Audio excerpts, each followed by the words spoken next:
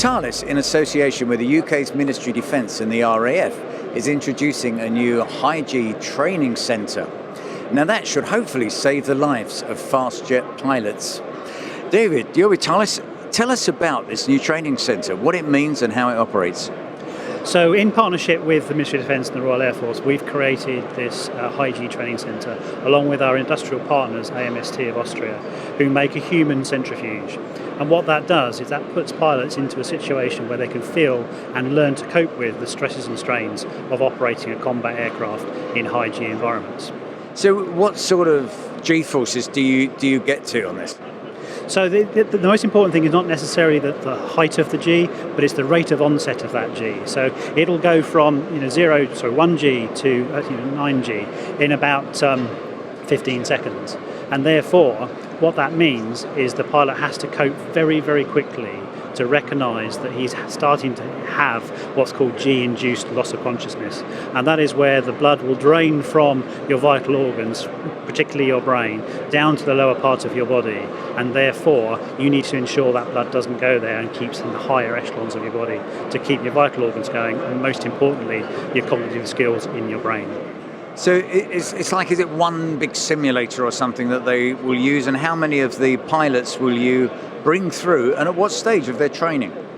So the system is used for not necessarily just for combat pilots now, but it's used to assess students as well. So to test the ones that will be susceptible to G-induced loss of consciousness. So very early on stage of their training, will they learn to cope with the G-forces.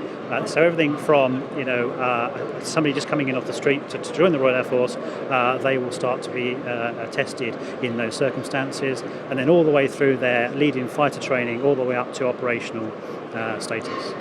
And it's going to be based at Cranwell? Yes, so it is already based at Cranwell. It went operational earlier this year, and it will operate with 3 aircraft types. So on the end of the arm of the human centrifuge, which rotates rather quickly, are 3 modules that we can put into that. So for either the Hawk aircraft, the Typhoon aircraft, or the F-35. And so each pilot can learn to experience the high-G situation, but in an environment that is similar to that they will use in their aerial aircraft. The cockpits are not identical to the aircraft because they don't need to be. It's just representative of the flight performance and the systems that are operated in that aircraft. Okay, now we've had high-G trainers in the past, but I think they're probably more than half a century old. So this is really something new for the RAF. Yes, it is. So certainly the system that the RAF has had for many, many years, over 60 in fact, are very old, and they are basically sit and be squeezed devices. So the crew have no interaction with the device. They simply sit there, learn to experience the G, and can do nothing about it. What this system does, it allows them to fly the centrifuge. So if they're controlling the aircraft as they would in the real world, when they pull back on the stick and they increase the G, then the centrifuge increases its speed. So it's a far more interactive experience for them, and therefore they can start to recognise when the G is coming on, at what point they're using the controls. Okay. In my experience, you need to have a banana before you start.